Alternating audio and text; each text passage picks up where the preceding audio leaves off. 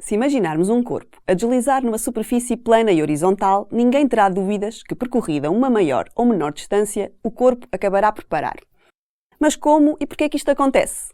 Responder a esta questão é o desafio da atividade que vamos realizar. Para começar, relembramos os conhecimentos que temos sobre movimentos e vamos descobrir como se relaciona a velocidade de um corpo com a distância que ele alcança. As equações que caracterizam os movimentos retilíneos são estas. Partindo da equação das posições, que nos diz que a posição do corpo é igual à posição inicial mais o produto da velocidade inicial pelo tempo mais metade do produto da aceleração pelo quadrado do tempo, se passarmos a posição inicial x0 para o primeiro membro, ficamos com x menos x0 igual a v0t mais 1 meio de at ao quadrado. Ora, nós sabemos que x menos x0 corresponde à variação da posição, ou seja, ao deslocamento ΔX. Assim, ΔX é igual a v0t mais 1 meio de at ao quadrado. Se pegarmos agora na equação da velocidade e elevarmos ambos os membros ao quadrado, desenvolvendo o quadrado, ficamos com v ao quadrado igual a v0 ao quadrado mais 2v0 at mais at ao quadrado. Para simplificar, vamos colocar o 2a em evidência. Vamos ver como é que fica. V ao quadrado igual a v0 ao quadrado mais 2a. Abrimos parênteses, v0t mais 1 meio de at ao quadrado e fechamos parênteses. Repara que a expressão entre parênteses é o ΔX que obtivemos anteriormente. Vamos então substituí-la e ficamos com v ao quadrado igual a v0 ao quadrado mais 2a ΔX. Ou seja, o quadrado da velocidade vai ser igual ao quadrado da velocidade inicial mais 2 vezes a aceleração, vezes o deslocamento. Quando o corpo para, a sua velocidade é zero. Se substituirmos v por zero, ficamos com 0 ao quadrado igual a v0 ao quadrado mais 2a ΔX.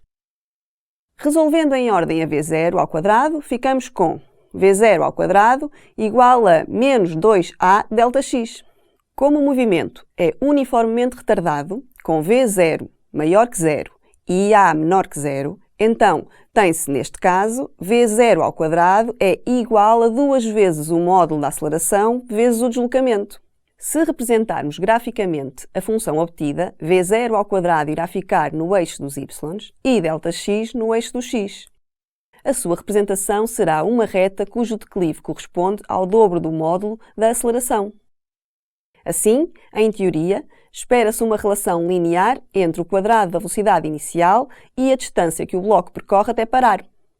Para este estudo, vamos realizar um conjunto de ensaios nos quais, para cada velocidade inicial, se irá registar a distância de paragem do carrinho, medida desde a posição da célula fotoelétrica até à posição de paragem. Para tal, vamos precisar deste material. Repara na montagem. Esperamos que, largando o bloco de uma dada altura no plano inclinado, este vá passar na célula com uma determinada velocidade inicial. Ao longo do plano horizontal, a sua velocidade irá diminuir, até se anular. Antes de iniciarmos os ensaios, vamos fazer algumas medições que nos serão úteis mais à frente. A massa do bloco é 16 gramas, com uma incerteza de 1 grama. Para descobrir a componente escalar da velocidade do bloco, medimos a espessura do pino, 3,0 mm. Repara que a incerteza associada a esta medição é 0,1 mm. E com o digitímetro, medimos o tempo que este demora a interromper a luz da célula fotoelétrica durante a sua passagem. Com estes dois valores, a espessura e o tempo, poderemos determinar a componente escalar da velocidade. Para termos vários valores de velocidade inicial, marcamos diferentes alturas na rampa. Optamos por marcar 6 pontos para obter 6 valores diferentes no gráfico. Quanto maior for a altura da largada, maior será a energia potencial do bloco e a velocidade com que o bloco irá passar na célula. Vamos iniciar o ensaio largando o bloco da primeira marca da rampa, tendo o cuidado de colocar o digitímetro a 0. O bloco passa na célula com uma certa velocidade, interrompendo o sensor durante um intervalo de tempo ΔT. A sua velocidade diminui gradualmente, acabando por parar. Agora, medimos a distância ΔX entre a célula e a posição onde este parou, para que neste caso a medição começa no 1 e não no 0. E repetimos o ensaio 2 vezes para a mesma altura. Os resultados obtidos neste primeiro ensaio são estes. Ou seja, os valores médios obtidos são, para o tempo, 1,075 milissegundos, para a distância percorrida, 50,50 centímetros. De seguida, repetimos o procedimento. Largando o bloco de cada uma das posições iniciais assinaladas, registamos todos os valores e calculamos os valores médios para o tempo e para a distância. Estamos agora em condições de calcular a velocidade inicial, ou seja, o V0. Lembra-te que a componente escalar da velocidade é a razão entre a espessura do pino do bloco, 3 vezes 10 elevado a menos 3 metro, e o intervalo de tempo em segundos que esta leva a passar na célula.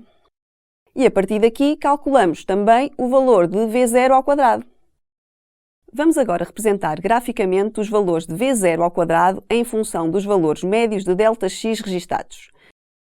Como já vimos, o declive da reta obtida corresponde ao dobro do módulo da aceleração.